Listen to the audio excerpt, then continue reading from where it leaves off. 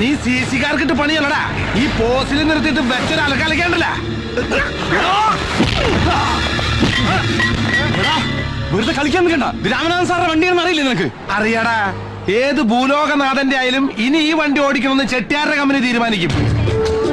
എന്റെ പൊന്നു സുഹൃത്തുക്കളെ, ഇവന്റെ മുതലാളി ബിനാമി പേരിൽ ബസ് സർവീസ് നടത്തി പുട്ടടിക്കാൻ എന്റെ മുതലാളിയുടെ കയ്യിൽ നിന്ന് കുറച്ച് കായ് കടം മേടിച്ചിട്ടുണ്ടായി. അത് ഇവന്റെ മുതലാളി അങ്ങ് മറന്നു. അങ്ങനെ കടം പെരുകി പെരുകി ബസ്സോളം വലുപ്പത്തിലായി. അപ്പൊ എന്താ ചെയ്യാ? എന്റെ മുതലാളിക്കും പുട്ടടിക്കണ്ടേ? അതുകൊണ്ട് ഇവന്റെ മുതലാളിനെ തൊഴിലാളിയാക്കാണെന്ന് എന്റെ മുതലാളി പറഞ്ഞേക്കണേ.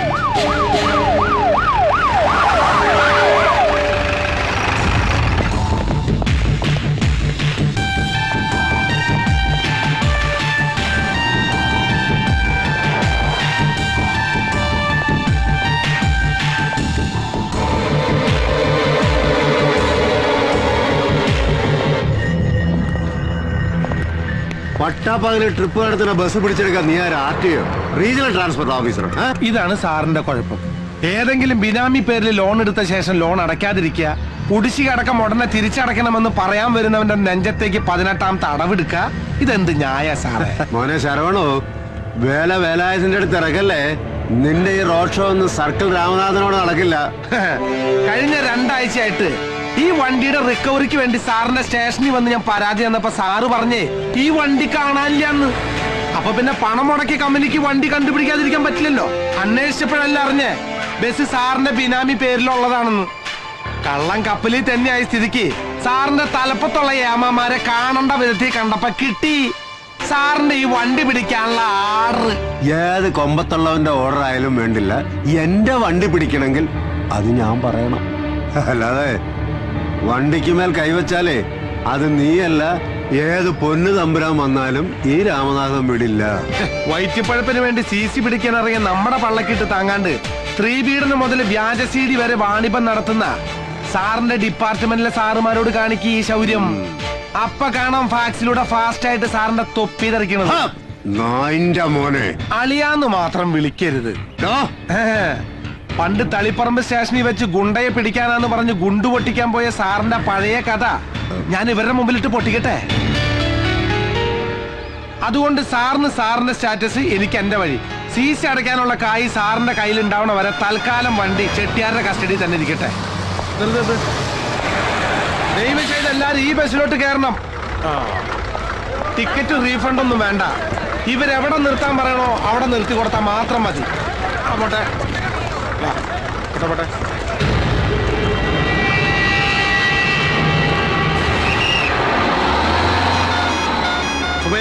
വണ്ടി എടുക്ക.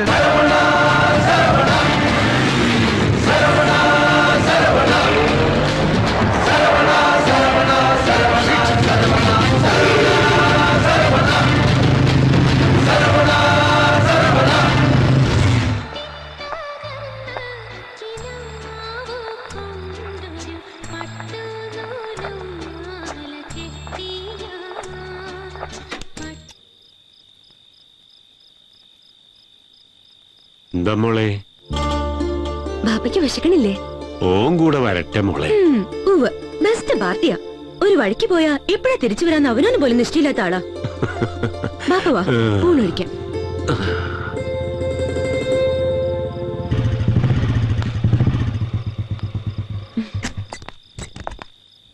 എന്താ മൂസൊക്കെ കാണണമെന്ന് പറഞ്ഞേ?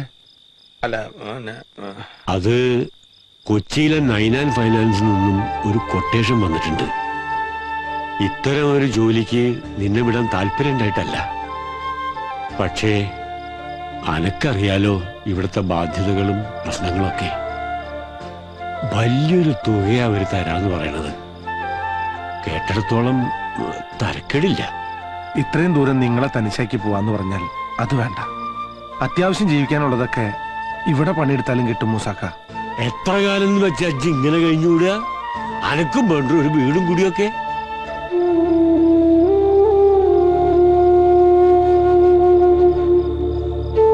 ഇജ്ജ് കേട്ടേക്കണോ സംഗപ്പ? എവിടെന്നോ ഈ നഗരത്തിൽ വന്നുപെട്ട ഇവന്റെ ഉമ്മ ഒരു ദിവസം വലിയങ്ങാടിലെ വരാന്തിയും മയ്യത്തായി കിടന്നപ്പോ കരയാനും ചിരിക്കാനും വയ്യാണ്ട് പകച്ചു നിന്ന് ഇവനെ ഞമ്മളെടുത്ത് വളർത്തി. ഓനെ വലിയ ആളാക്കണമെന്ന് നമ്മൾ ആശിച്ച്. പക്ഷെ ഒന്നും നടന്നില്ല. ഞമ്മളെ കണ്ട് തന്നെ ഓനും വളർന്നു.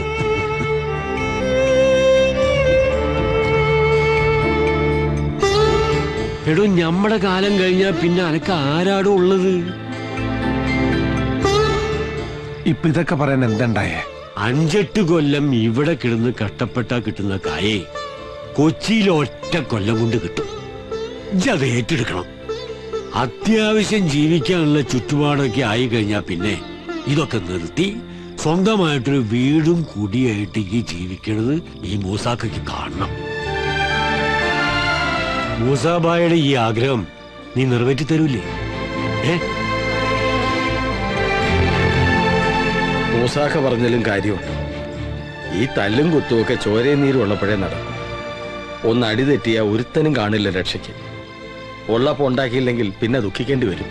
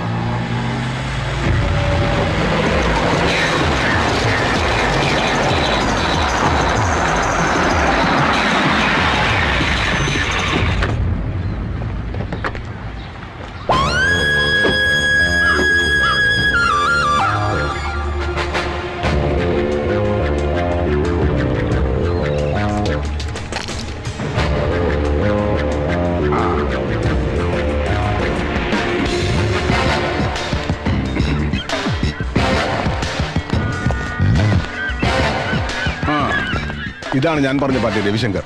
ഹലോ. ഇയാളുടെയാണ് പ്രോപ്പർട്ടി. അപ്പൊ നമുക്ക് കാര്യത്തിലേക്ക് കിടക്കാം. ഓക്കെ.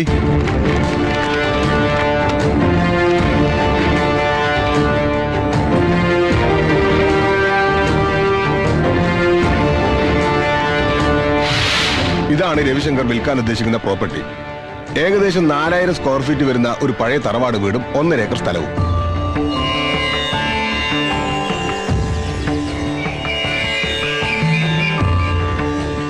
ഇപ്പോഴിവിടെ ഒരു മുത്തശ്ശനും മുത്തശ്ശിയും അവരുടെ പേരമക്കളുമാണ് താമസം. ഇവിടെ നിന്നും തിരക്ക് പിടിച്ച കൊച്ചിയിലെ ഹൈക്കോടതി ജംഗ്ഷനിലേക്ക് 2 കിലോമീറ്റർ ദൂരം മാത്രം.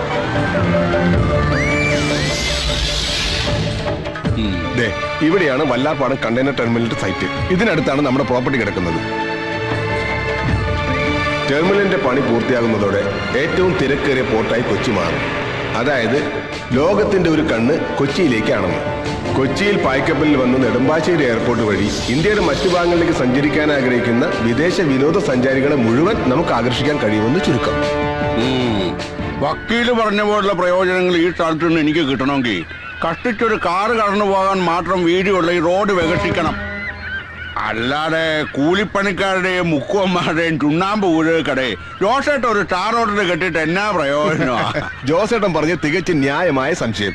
അതുകൊണ്ട് തന്നെ സമീപവാസികൾ ഒഴിപ്പിച്ച് റോഡ് വികസനത്തിന് വേണ്ടി നമ്മുടെ കളക്ടറുമായിട്ട് ചില ഡീലുകൾ ഞാൻ ഉറപ്പിച്ചിട്ടുണ്ട്. പണം എത്ര വേണമെങ്കിലും മുടക്കാം, പക്ഷെ കാര്യങ്ങളൊക്കെ പറഞ്ഞ പോലെ കൃത്യമായിരിക്കണം. ഇല്ലെങ്കിൽ നമ്മൾ തമ്മിൽ തെറ്റുവാക്കിയില്ലേ? ജോസേട്ടൻ എന്നെ വിശ്വസിക്കാം. കാണാരാ? ഓ,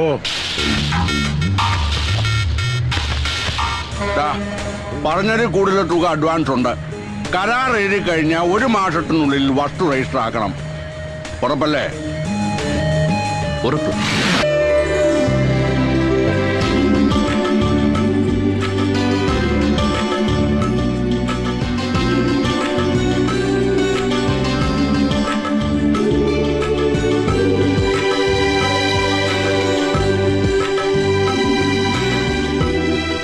മോളും മരുമോനും മരിച്ചപ്പോ ആകെ ഉണ്ടായിരുന്ന സമ്പാദ്യം ഈ വീട് മാത്രമായിരുന്നു. കുട്ടികൾക്ക് അവകാശപ്പെട്ട ഈ സ്വത്ത് അന്യാധീനപ്പെട്ടു പോകാതിരിക്കാനാ നാട്ടിലുണ്ടായിരുന്ന നിലവും പുറം വിട്ട് ഞങ്ങൾ ഇങ്ങോട്ട് പോകുന്നത്. കാര്യങ്ങളൊക്കെ കൃഷ്ണൻകുട്ടി പറഞ്ഞു. ഞങ്ങൾക്ക് ഒറ്റ കണ്ടീഷനേ ഉള്ളൂ, കുടുംബ മഹിമ വേണം.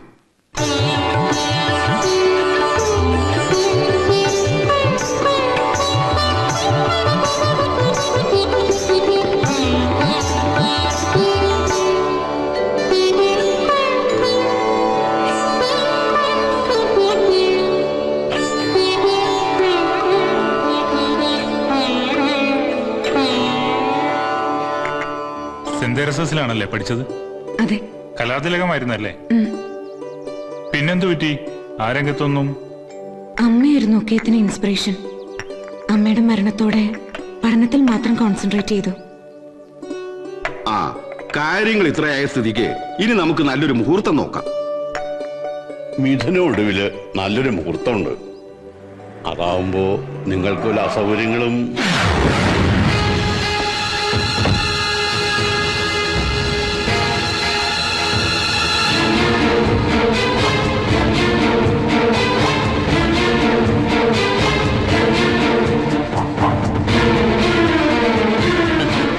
ഷാർപ്പ് ടൈമിന് ഞാനിങ്ങ് എത്തിയല്ലേ? ഇരിക്കെ. ആ ഇതെന്താ എല്ലാവരും ഫ്രീസ് ആയ പോലെ? ചായ കുടിക്കുന്നേ? നിങ്ങളെ ട്രീറ്റ് ചെയ്യാൻ അവകാശമുള്ള ഒരാൾ തന്നെ ഞാനും. ഇല്ലേടി പെങ്ങളെ? നമ്മൾ തമ്മിലുള്ള റിലേഷൻ എന്തെന്ന് പറഞ്ഞു കൊടുക്ക് നിന്റെ ഭാവി വരനോട്. അല്ലെങ്കിൽ വേണ്ട, ഞാൻ തന്നെ വെളിപ്പെടുത്താം. കേട്ടോളയാ, കോളേജ് ലൈഫ് മുതൽ എന്റെ അച്ഛന്റെ ആവേശമായിരുന്നു ഇവരുടെ അമ്മ ഗായത്രി വാര്യർ. കാഴ്ചയിലും പെരുമാറ്റത്തിലും സമർത്ഥയായിരുന്നതുകൊണ്ട് അച്ഛൻ ഒരു പാവം അതിലങ്ങ് വീണുപോയി. അതിലുള്ളതാ ഈ രണ്ടെണ്ണം.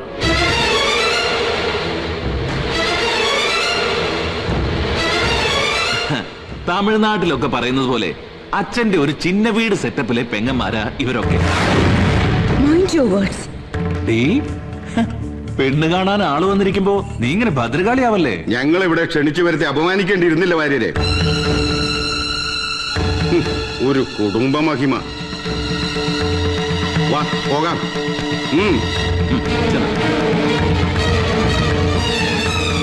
അച്ഛന്റെ വീരകൃത്യങ്ങൾ വിളമ്പി അവരെ ഇറക്കി വിട്ടപ്പോ സമാധാനമായില്ലേ?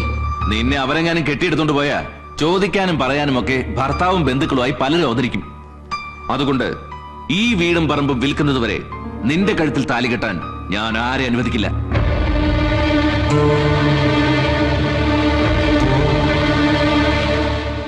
എത്രയും പെട്ടെന്ന് എനിക്ക് ഈ വീട് ഒഴിഞ്ഞു തരണം. അച്ഛന്റെ കീപ്പിന്റെ മക്കളെ തെരുവിലേക്ക് ഇറക്കി വിട്ടു എന്നുള്ള പരാതി ഒഴിവാക്കാൻ വേണ്ടി മാത്രം ഒരു വാടക വീട് സംഘടിപ്പിക്കുന്നതുവരെ ഞാൻ സമയം തരാം. ഈ വീട് എന്റെ അമ്മയ്ക്ക് അവകാശപ്പെട്ടതാ. എന്തിന്റെ അവകാശമാടി? എന്റെ അച്ഛന് നിന്റെ അമ്മ പാവരിച്ചതിന്റെ അവകാശം. അമ്മയെ പറഞ്ഞാലുണ്ടല്ലോ, നരകിച്ച് ചെത്ത നിന്റെ തള്ളയുടെ സ്വഭാവം കാണിക്കാതെ ഇറങ്ങിപ്പൊയ്ക്കോളണം. ഇല്ലെങ്കിൽ എല്ലാത്തിനും ഒഴിപ്പിക്കും. ഇവിടുന്ന് മാത്രമല്ല, ഈ മണ്ണിൽ തന്നെ. ഞാൻ ജീവനോട് ഇരിക്കുന്നിടത്തോളം കാലം നിനക്കതിന് കഴിയില്ല. അത് നമുക്ക് കാണാം.